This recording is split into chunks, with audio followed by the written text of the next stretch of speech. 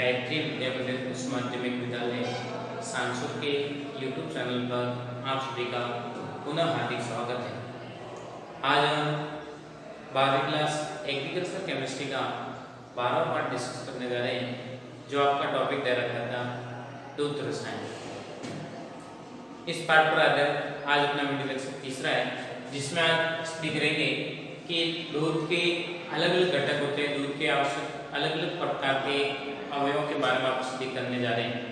कल आपने देखा था दूध में पाए जाने वाले वसा तथा शर्करा को आपने विस्तार रूप से डिस्कस करते हुए बताया कि वसा डायरेक्ट दूध की गुणवत्ता को निर्धारित करती है और उसकी कितनी उपयोगिता होती है, क्या कार्य है। तो काफ़ी सारे उस पर आपने स्टडी किया और सेकंड पॉइंट आपने स्टडी किया था वो था दूध में या जिसको अपन बोलते हैं शर्करा।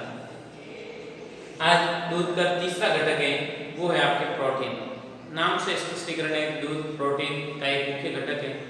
तो आप जानते भी कि दूध में हर प्रकार दूध एक संपूर्ण आहार की संज्ञा, आपने शुरू में जब फर्स्ट रिलीज हुआ था उसमें आपने देखा था कि दूध एक संपूर्ण आहार है और शिशु जन्म के समय उसको जितने प्रकार की रिक्वायरमेंट होती है, जो भी आपके प्रोटीन है, वसा है, विटामिन है, कार्बोहाइड्रेट है, शर्करा है, जो भी सी वो साथ डायरेक्ट से मिलती है, दूध से मिल जाती है। अतः अपन दूध कह सकते हैं दूध एक सर्व संपूर्ण आहार की संज्ञा प्रदान करना उचित माना जाता है।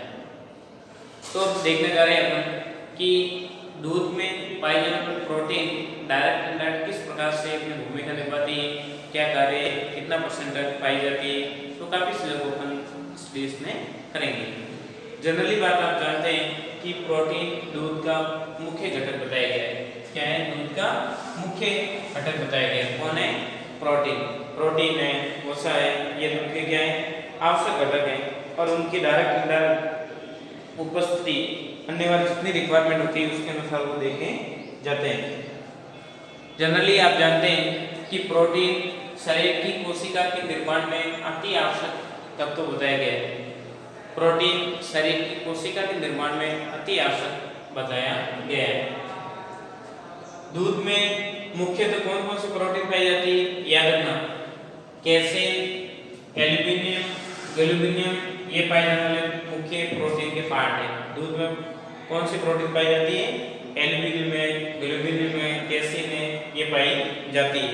जनरली आप जानते भी हैं कि इनकी उपस्थिति भिन्न भिन्न प्रकार के जीव जंतुओं के दूध में भिन्न भिन्न प्रकार से देखने को मिलती है।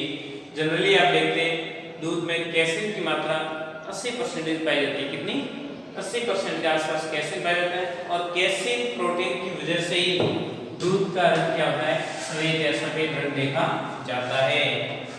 दिमाग बात रहेगी, इंपॉर्टेंट है। कई बार आपको कॉम्पिटिशन एग्जाम में देखने को मिलेगा, जेड वेट ऐसे कई प्रकार आप एग्जाम फाइट करोगे, वहाँ पे आपको देखने को मिलेगा कि दूध का रंग सफेद क्यों होता है, टमाटर का लाल रंग क्यों होता है, पत्तियों का हरा रंग क्यों होता है, अपने रुधिर का रंग लाल क्यों होता है। तो ऐसे प्रश्नों का आंसर आपको शॉर्ट एंड स्वीट आंसर होता है, सटीक आंसर होते हैं, वन वर्ड पर बेस पर आधारित होते हैं।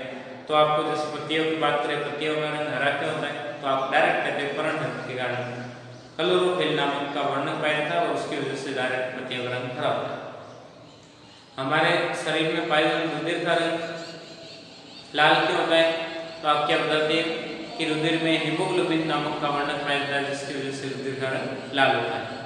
और कई प्रकार के कीड़े मकोड़े आप देखते हैं जिसके रुधिर का रंग या तो रंगहीन होते हैं या फिर उनका रंग नीला होता है। ऐसा क्यों होता है?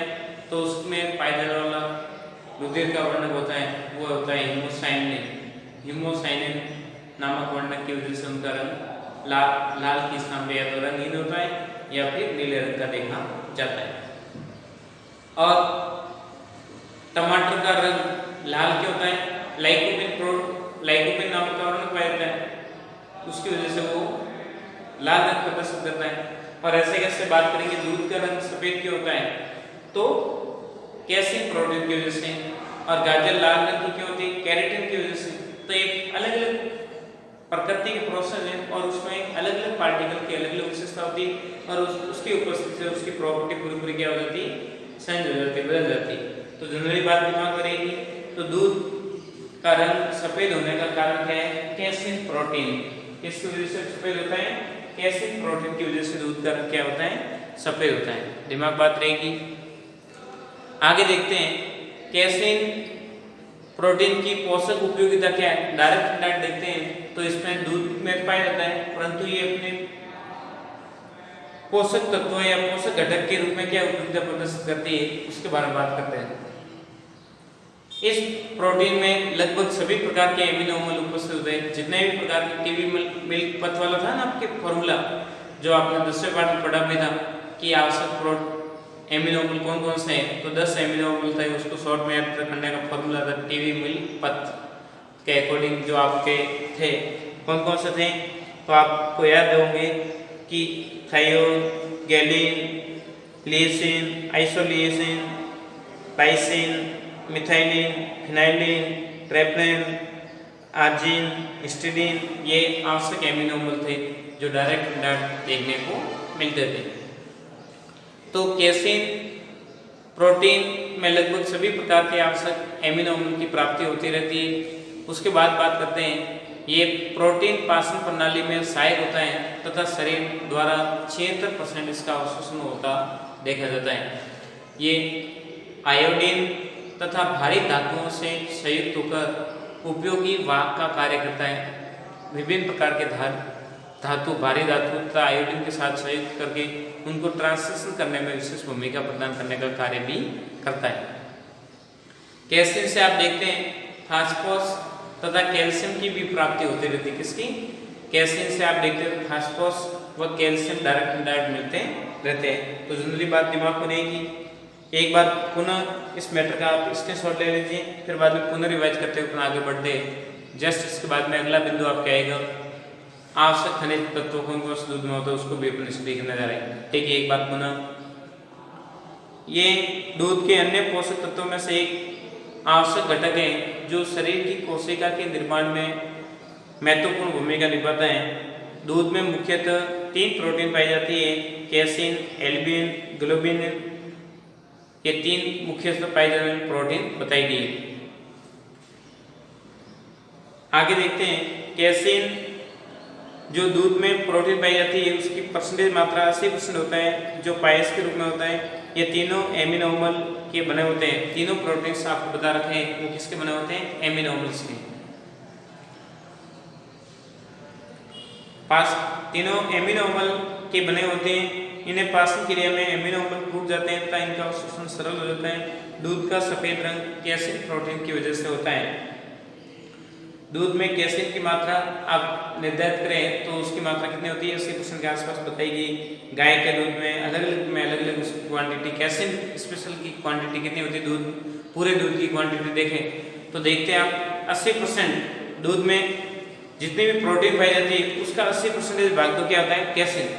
दूध में कैसीन कितना प्रोटीन पाया जाता है? दूध में कैसीन ओनली पर प्रोटीन की बात करें तो 80% है, और दूध में डायरेक्ट आपको प्रोटीन की बात करें जनरली तो उसमें आपके क्या हो जाएगा? दूध में प्रोटीन की मात्रा कितनी होती? 2 से 3% के आसपास। दिमाग बात रहेगी। और ये अलग अलग प्रकार की प्रोटीन पाई जाती है। दिमाग बात रहेगी।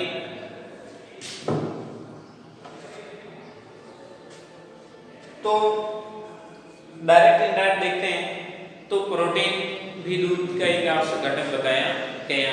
आपके स्क्रीनशॉट भी हो गया होगा, देख के आगे देखिए।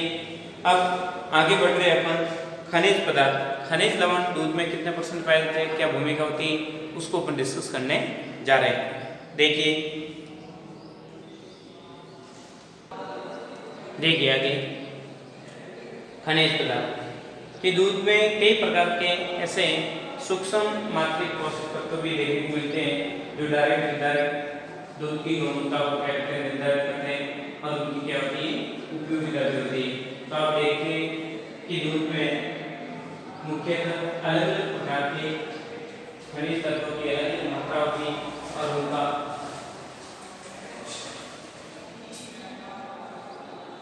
उनका अलग अलग कार्य बताया जाता है। देखिए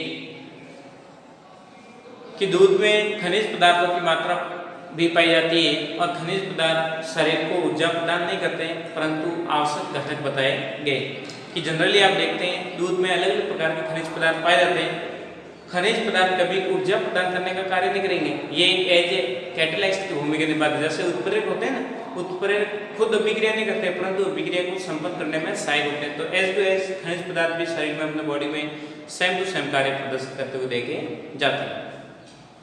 ये ऊर्जा उत्पन्न नहीं करते परंतु ऊर्जा उत्पन्न करने के प्रोसेस को एक्टिव करने में अपनी भूमिका निभाते हैं। दूध में मुख्यतः खनिज पदार्थ कौन कौन से पाए जाते हैं, तो आपको दिमाग में रहे कौन कौन से मुख्यतः खनिज पदार्थ हैं। तो कैल्शियम है, फास्फोरस है, कौन सा, calcium, phosphorus, iron, potassium, magnesium, sodium, sulphur, cobalt, copper, zinc, iodine, ये मुख्यतः दूध में पाए जाने वाले खनिज तत्व बताए गए। डायरेक्ट इनडायरेक्ट दूध में इनकी क्वांटिटी निर्धारित है और उतनी मात्रा पाए जाते हैं तब वो दूध की गुणवत्ता को बढ़ाने में भूमिका निभाते हैं। दूध देखा जाए तो दूध मुख्यतः विशेष करके कैल्शियम और फास्फोरस का अच्छा स्रोत माना गया है। मान लो आपको कैल्शियम का फास्फोरस की रिक्वायरमेंट बॉडी में है तो उसके लिए डॉक्टर हमेशा यही सलाह देता है कि आप समय पे सुबह शाम 1 गिलास दूध को पिया करें, जिससे आपके बॉडी में जो हड्डियों की कमजोरी है या फास्फोरस या कैल्शियम संबंधित जो भी बीमारी है उनमें ऑटोमेटिकली क्या हो जाएगा, डिक्रीज हो जाता है और ऑटोमेटिकली कमी या कमजोरी क्या होती है, रिकवर हो जाती है। तब ये ध्यान रखना दूध मुख्यतः विशेष करके कैल्शियम और फास्फोरस का अच्छा स्रोत माना गया है। और जितना पॉसिबल हो सके जितना आप आहार में दूध को सम्मिलित करोगे उतना आपका पाचन तंत्र सही मेंटेन रहता है और आपकी हड्डियां मजबूत बनी रहेगी और शरीर का विकास हमेशा अच्छा ग्रोथ करता है, अच्छा विकास होता है। तब छोटा बच्चा होता है, आप देखा होगा जन्मते समय छोटे शिशु को दूध की सप्लाई क्यों देते हैं, क्यों करते हैं, साथ साथ प्राकृतिक सिस्टम में प्रकृति ने शुरू से ही काम कर रखा है। तो जो जन्मते शिशु को दूध पिलाने से वो विकसित होकर बड़ा हो जाता है तो आप भी दूध पियोगे, क्यों, आपके शरीर में भी कई प्रकार डायरेक्ट बेनिफिट मिलने की संभावना रहेगी, जिससे आपका दिमाग तंदुरुस्त रहेगा, शरीर विकसित होगा, कई प्रकार के डायरेक्ट इफेक्ट को आप जनरली कवर कर सकते हैं। तो दूध डायरेक्ट हमेशा स्वस्थ शरीर को मेंटेन करने के लिए दूध परम आवश्यक बताया गया है। तो देखिए दूध का खनिज पदार्थ, दूध में खनिज पदार्थ की मात्रा देखें, दूध में खनिज पदार्थों की मात्रा का रेशियो देखें तो 0.70% से 0.90% के आसपास लगभग दूध में खनिज पदार्थ पाए जाते हैं। खनिज लवणों की उपयोगिता क्या है, इन मान लो पोषक तत्वों के रूप में इसकी उपयोगिता देखें तो फास्फोरस हड्डियां, दांत और मांस निर्माण में क्या होता है, सहायक हेल्पर होता है। जितने भी प्रकार की आपकी हड्डियों से संबंधित हड्डियों को निर्माण करना या फिर आपके दांतों का विकास करना है या मांस बढ़ाना है, शरीर बलिष्ठ बनाना है, तो उसके लिए दूध आवश्यक बताया गया है। तो दूध में फास्फोरस पाया जाता है और फास्फोरस डायरेक्ट हड्डियां, दांत और मांस निर्माण में सहायक होता है। शरीर को आकार तथा दृढ़ता प्रदान करके कंकाल निर्माण में भी विभिन्न प्रकार के खनिज लवण अपनी भूमिका निभाते हैं। शरीर का विकास, प्रजनन तथा उपापचय क्रिया में भी दूध में पाए जाने वाले खनिज पदार्थ होते हैं वो सहायता प्रदान करते हैं, हेल्पर होते हैं। और जितने भी प्रकार से हड्डियों संबंधित बीमारी होती है उसको नियंत्रित करने में कैल्शियम और फास्फोरस का विशेष योगदान माना जाता है। जनरली बात दिमाग में रहेगी। तो ये जनरली आपने पढ़ा चौथा पोषण, दूध में पाए जाने वाले खनिज पदार्थों का क्या महत्व है। अगला बिंदु आ रहा है विटामिन। क्या आ रहा है, विटामिन्स। विटामिन्स क्या होते हैं, डायरेक्ट क्या भूमिका रहती है, उसको अपन कंसिडर करने जा रहे हैं। तो एक बार पूरे मैटर का आप स्क्रीनशॉट ले लीजिए, फिर आगे अपन बढ़ते हैं विटामिन्स पे। हो गया होगा स्क्रीनशॉट। जो लैंग्वेजिकल मैटर है उसको व्यवस्थित रूप से स्टडी करें, समझें और जो मैटर आपको ऑब्टेन करवाया जा रहा है उसका व्यवस्थित नोट्स बनाते हुए पढ़ाई को अपनी कंटिन्यू बना रखें। देखिए आगे अपन देखने जा रहे हैं विटामिन्स। आगे देखते हैं आप कि दूध में अगला आपके घटक आ रहा है, वो आ रहा है विटामिन्स।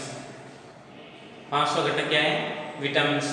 तो विटामिन्स भी दूध में डायरेक्ट अलग अलग क्वांटिटी में पाया जाता है और इसकी भी मात्रा भिन्न भिन्न होती है। जनरली अपन देखते हैं दूध में विटामिन सी अनुपस्थित होता है बाकी सारे विटामिन दूध में पाए जाते हैं, परंतु विटामिन सी दूध में क्या होता है, अनुपस्थित होता हुआ देखा जाता है, क्योंकि विटामिन सी की उपस्थिति दूध क्या हो जाएगी, फट जाएगा। तो विटामिन सी बहुत न पीने की तुलना में देखा जाता है, नहीं होता। बाकी सारे विटामिन दूध में पाए जाते हैं। और विलेयता के अकॉर्डिंग देखें तो विटामिन कितनी कैटेगरी में डिवाइड कर रखे हैं, 2 कैटेगरी में, कि एक तो जल में घुलनशील विटामिन और दूसरा वसा में घुलनशील विटामिन। जल विलेय विटामिन कौन कौन से, बी और सी, और वसा में घुलनशील विटामिन कौन से हैं, ए, डी, ई, के। तो आप लोग को मैंने एक ट्रिक भी बता रखी है कि वसा में घुलनशील विटामिन कौन कौन से हैं। तो आपको संक्षेप में बताया कि कीड़ा किसमें मरता है, कीड़ा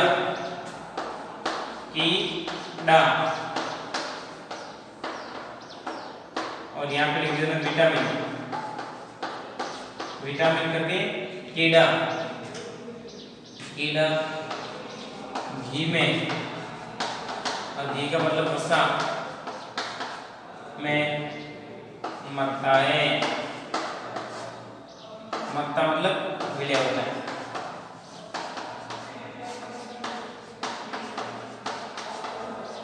एक ट्रिक मैंने आपको 10वें पार्ट में बता रखी, अरे वापस से पुनः मैं दोहरा भी रहा हूँ। कई बार कॉम्पिटिशन एग्जाम में आपको पूछते हैं कि वसा में घुलनशील निम्न में से कौन सा विटामिन नहीं है, वसा में घुलनशील विटामिन निम्न में से कौन सा नहीं है। तो बी, सी, वहाँ पे डी, ऐसे कई प्रकार के ऑप्शन दे देते हैं, तो फिर वहाँ पे एक ऑप्शन को सिलेक्ट करना पड़ता है। तो ध्यान रखना कि वसा में घुलनशील विटामिन ये, और बाकी वाले 2 है वो जल में घुलनशील विटामिन, या जल में मिले विटामिन निम्न से कौन सा है, तो वहाँ पे दे देता है ए, डी, के, और फिर बाद में देता है बी। इसमें से कौन सा वसा में घुलनशील विटामिन या जल में घुलनशील विटामिन है, तो आपको ऑप्शन सेलेक्ट करना पड़ता है। तो ध्यान विधिवत रूप से व्यवस्थित रूप से ऑप्शन को सिलेक्ट करने में अपनी भूमिका निभानी। बाकी थोड़ी सी लापरवाही की वजह से आपका प्रश्न 1 मिस हुआ तो उसके नंबर जाते हैं, और उसके साथ में नेगेटिव मार्किंग होने की वजह से आपको लॉस हो जाता है, और आप स्टेज क्वालिफाई होने के तौर पे होते हैं, परंतु एक नेगेटिव मार्किंग की वजह से आप पीछे पैक्स आउट हो जाते हैं और अपने कंपटीशन बहुत आगे बढ़ जाता है। तो ध्यान दें, हर सवाल को व्यवस्थित रूप से देखना है, अध्ययन करें व्यवस्थित रूप से। जो अभी आपके लेटेस्ट में इसके गेट के एग्जाम की डेट भी कंफर्म होगी, लगभग 21 या 29 सितंबर के आसपास मैं कंफर्म करके बता दूंगा। तो आपके गेट की जेड होता है ना एग्रीकल्चर डिपार्टमेंट में, जो बीएससी में एडमिशन लेने का प्रोसेस आगे, तो उसका प्रोसेस 29 सितंबर के आसपास आपकी डेट है। तो उसमें कई प्रकार के छोटे छोटे प्रश्न बनेंगे, तो इसमें आपके 11th 12th का मैटर पूरा व्यवस्थित रूप से समझना है, और पूरे मैटर को कवर करते हुए अपनी स्टडी को कंटिन्यू रखें, और छोटे छोटे सवाल को कवर करना ध्यान। तो देखिए, तो वसा में घुलनशील तथा जल में घुलनशील विटामिन पे मैंने बात की, तो ये जनरली बात दिमाग में रहे। आगे आप देखते हैं, सामान्यतः विटामिन को कभी खुराक के रूप में नहीं दिया जाता है। ऐसा नहीं विटामिन अपने आप नशा से दिए और उसको खाने के रूप में, दवाई के रूप में नहीं दिए जाते, वो डायरेक्ट प्रकृति के नशा के अकॉर्डिंग अपन को मिलते रहते हैं। और डायरेक्ट ज़्यादा आपकी कमी है तो उसको अलग स्रोत के माध्यम से प्रदान करने की प्रायोरिटी दी जाती है, और खुराक के रूप में नहीं दिए जाते, परंतु ये विभिन्न प्रकार की बीमारियों की रोकथाम में अति आवश्यक बताएंगे। और विभिन्न प्रकार की बीमारियां होती उसको रोकथाम करने में विटामिन की विशेष भूमिका देखी जाती है। तो आप जानते भी है 10वें पार्ट में विटामिन के बारे में लैंग्वेजिकल पार्ट को विस्तार रूप से आपने स्टडी किया था और आपको याद भी होगा। आगे देख रहे हैं जल। अगला घटक कौन सा आ रहा है, जल। दूध में जल की मात्रा अधिक होती है, दूध में जल की मात्रा क्या होती है, अधिक होती है, और उसकी अधिकता की वजह से विभिन्न प्रकार के घटकों को वाहक के रूप में जल भूमिका निभाता है, तथा डायरेक्ट इनडायरेक्ट सभी प्रकार के पाचक पाइसीकरण में भी डायरेक्ट इनडायरेक्ट भूमिका निभाते हुए सभी घटकों को अवेलेबल बनाए रखता है, सोल्यूबल होता है। अब दूध में पानी की अलग अलग सजीवों में अलग अलग मात्रा देखी जाती है और उसके आधार पर दूध की गुणवत्ता निर्धारित होती है। जैसे गाय के दूध में पानी की बात करें 86% के आसपास लगभग, भैंस के दूध में होती है 83%। गाय के दूध की तुलना में भैंस का दूध क्या होता है, थोड़ा गाढ़ा होता है, ज़्यादा होता है ना, अपने भाषा में कहते हैं। तो गाय का दूध क्या होता है, पतला होता है, और भैंस का दूध गाढ़ा होता है, क्योंकि उसमें पानी की थोड़ी सी मात्रा क्या कम है, उसमें 86% और इसमें 83% होती है। और औरत या मनुष्य के दूध की बात करें तो उसमें 88% पानी की मात्रा होती है, मतलब बहुत पतला दूध होता है। औरत का दूध क्या होगा, बहुत पतला, आपके पानी जैसा होगा। और भेड़ का दूध देखें तो उसमें 80% पानी होता है। भेड़ का दूध और बहुत क्या होता है, गाढ़ा। भैंस के दूध से भी भेड़ का दूध क्या होता है, गाढ़ा, एकदम दही जैसा, एकदम जम जाएगा। आप थोड़ा सा पानी कटोरी में लेके सुबह तक के लिए रखोगे तो एकदम क्या हो जाएगा, लत्था लत्था जम जाएगा। बकरी व ऊँटनी के दूध की बात करें तो लगभग उसमें 87% के आसपास पानी की मात्रा पाई जाती है। कितनी, 87% के आसपास। गाय के दूध से भी बकरी का दूध क्या होता है, पतला देखा गया है, बकरी व ऊँटनी का दूध। गधी व घोड़ी के दूध में लगभग 90% पानी होता है। कितना, 90%। मतलब मनुष्य के दूध से भी ये दूध बहुत पतला होता है, पानी जैसा, एकदम पतला बारीक। तो अलग अलग जीवों में दूध में अलग अलग गुणवत्ता होती है और उन सभी को निर्धारित जल की मात्रा, विटामिन्स, वसा अलग अलग के आधार अपन उसको निर्धारण करते हैं। कुछ मात्रा में दूध में एंजाइम भी पाए जाते हैं और एंजाइम डायरेक्ट में भूमिका निभाते हुए देखे जाते हैं। तो ये जनरली था विस्तार से मैटर आपके सामने अध्ययन करवाया है कि दूध के मुख्य अवयव घटक का विस्तार पूर्वक से जनरली स्टडी किया है। तो उसको अपने 2 वीडियो लेक्चर के माध्यम से रिकवर किया है। आगे अगले वीडियो लेक्चर में आप देखोगे कि दूध के संतुलन को प्रभावित करने वाले मुख्य कारक कौन कौन से, डायरेक्ट इनडायरेक्ट कौन कौन से फैक्टर जो दूध को इफेक्टेड करते हैं, और उसके बाद में दूध के भौतिक गुण क्या है, रासायनिक गुण क्या है। तो उसको अपन एक एक चीज को विस्तार रूप से स्टडी करेंगे। तो ये था आज का वीडियो लेक्चर। व्यवस्थित रूप से स्टडी करें, समझें, जो मैटर आपको दिया जा रहा है उसको व्यवस्थित समझें और साथ साथ नोट्स बनाते रहें। किसी भी प्रकार का कंफ्यूजन या डाउट हो डायरेक्ट उसको समस्या समाधान करें। इंपॉर्टेंट बात यह है, गायत्री विद्या मंदिर यूट्यूब चैनल को आपने सब्सक्राइब नहीं किया, सब्सक्राइब करें, लाइक करें, ताकि अपलोड होने वाले नए वीडियो नया नोटिफिकेशन आपको मिलता रहेगा, ताकि आपकी पढ़ाई कंटिन्यू बनी रहे, घर पे रहे, सुरक्षित अपना काम करते रहे। थैंक यू, धन्यवाद सो मच।